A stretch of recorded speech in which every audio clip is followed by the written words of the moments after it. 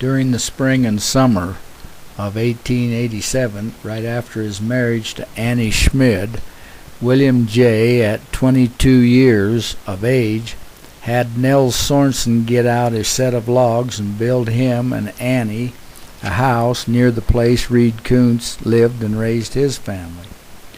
I don't believe that a set represented one particular number, but I believe it represents the number of logs required to build a house. A set also represented a number of cows that William J. assigned to himself to milk each day. Someone else's set of cows may have been another number assigned to them. For the years of 1888 and 89, William J. and Annie were still living in Bern, as their first son and daughter were born there. But they were probably splitting their time, spending some of it at Bern and some at the Taylor Ranch east of Paris, as Robert Schmid records that he worked for William J., spending part of the time in Bern and part of the time at the Taylor Ranch east of Paris, herding cows and calves and keeping them apart. Robert says that he also helped Will deliver cows that fall back to Meadowville, Laketown, Garden City, and St. Charles. We're now going to scan the terrain north of the lake and east of Paris where the Taylor Ranch was. I don't know the exact location of the Taylor Ranch, but you can see the large open meadow ground that would have made abundant pasture for livestock and milk cows. No doubt William J. was aware of and carefully observing John III, his father, and his uncles moving to and establishing the dairies at Williamsburg. From the fall of 1884, when John and David left to serve missions, William J. and Johnny were helping their grandfather and their dad and their uncles keep the dairy at Bern operating. On February 16, 1890, Grandpa John II died, so one of the main ties holding the boys to the dairy at Bern was gone. In the spring of 1890, it appears that William J. and Annie left employment at the Bern dairy and went out on their own. From the information that I have, it is reasonable to assume that Johnny went with them. John III and David were out at Williamsburg. William and Samuel and Robert had all left Bern 8 years earlier, and by 1887 or 88, William and Samuel were also out at Williamsburg. In his history, William J. says that in the spring of 1890 he gathered cows in Laketown and thereabouts and went to the Hubble on Bear River, where we milked cows and made cheese. I don't know what the term Hubble means, but again Robert Schmid says he worked for William J. during the summer of 1890. He says that he herded cows around Bern for a while, and then he went out to the old Kunz home, the old John Kunz Ranch at what is now known as Pegram, and herded cows there and helped milk and make cheese for William J. Apparently Hubble is a Swiss word designating a particular geographic location on the Bear River near Pegram. Apparently John's grandson, Lyman, Heber Christian's son, using the memory of his father Heber, was able to establish not only the location of the John Kunz Ranch, but the exact location of the main cabin of the ranch in which Heber Christian, his father, was born, which he marked with a monument in 1987. Robert says he used to pick up the mail at the Pegram station by going over the pass at the Rob Penman Ranch. Robert was just past 15 years old. Robert also said he used to enjoy stopping at the Sam Kunz place, which was south of where he ran the dairy at the foot of Penman Pass. He says these people were very good to me as a boy. In the summer of 1890, Sam was running the lower dairy at Williamsburg. It was his third summer there. His wives and his younger children were still living in Pegram. They remained in Pegram until Samuel sold the lower dairy to Johnny in 1893. Pegram was only a 25-minute train ride from Montpelier. That is the reason his children were still being born in Montpelier. Samuel moved to Pegram in the spring of 1882.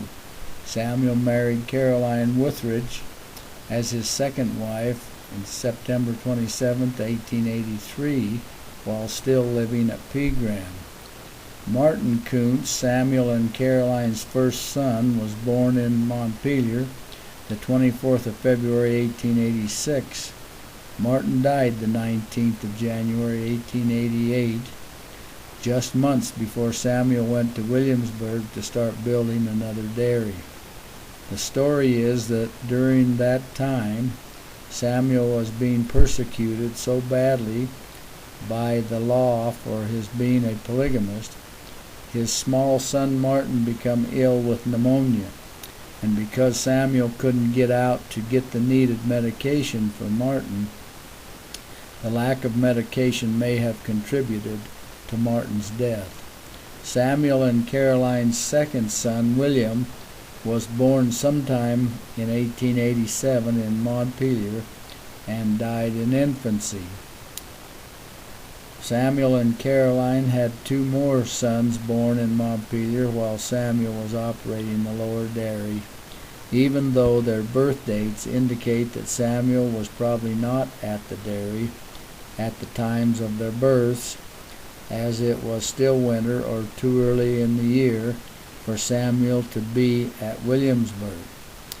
There was Robert, born the 6th of March, 1889, and James Herbert, born the 19th of April, 1891. Both were born in Montpelier. Samuel may have been at Williamsburg when Milford Nephi was born in January of 1890 to he and Louise Carlin, his third wife, because Uncle George, in his book, A History of John Kunz III and Margaret Lunar Kunz and Their Posterity, says that Samuel wintered one year at the dairy in Williamsburg, and that it was a very rough winter, with snowdrifts 10 feet high and higher. George tells that Samuel and his two boys, Sammy and Joe, were not well prepared and ran out of supplies, and they had to fashion some snowshoes or skis out of green tree branches, and the two boys started out for Soda Springs for supplies. They were able to get some flour and things at the Austin Ranch and returned safely to the dairy where they finished the winter. Joseph Kunz, Samuel and Elizabeth's second son, relates the following incident that happened during the winter. They stayed at the lower dairy at Williamsburg. He indicates that he was about 12 years of age. On a clear, cold day in March, he left home for the post office at Grays Lake, Idaho, about 6 miles north of their home. Between home and the post office, the road skirted for about 2 miles around a broad lava field with many wide, deep, and dark crevices. Joseph was familiar with the size and depth of the crevices, as he had thrown rocks into them in the summertime while herding cows, and listened as the rocks clattered downward for a time with a thunderous sound. The heat absorbed by the lava and the winter winds of the area caused the crevices to be covered with snow and appear to be level, creating a very hazardous terrain. Samuel cautioned Joseph about following the road and making sure he used landmarks to continually maintain his location, as the road was covered with about 3 feet of snow, and the crevices were still covered with snow and looked level. Joseph made it to the post office, and upon leaving the post office he became aware of an incoming blinding blizzard. Joseph was able to follow a shallow ravine which guided him until it ended at the edge of the plateau. There the storm met him with great force, and all visibility was gone. Getting lost had not entered his mind, as he had never gotten lost before, but the force of the wind-whipped snow was very damaging to his eyes. From where he was, he knew he was about 4 miles from home. Knowing those at home would be anxious for him, and not wanting to freeze, he kept going. He was increasing his moving as fast as possible when he fell over a lava rock, and then realized that he had traveled in a curve and was right in the midst of the lava field. He was getting cold, but the fear of falling into a crevice kept him from going further.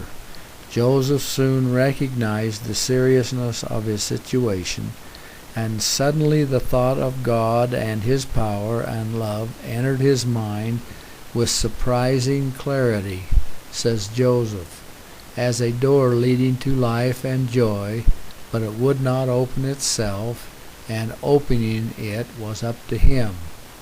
In desperation, he prayed to his Father in heaven, asking him to guide him safely home.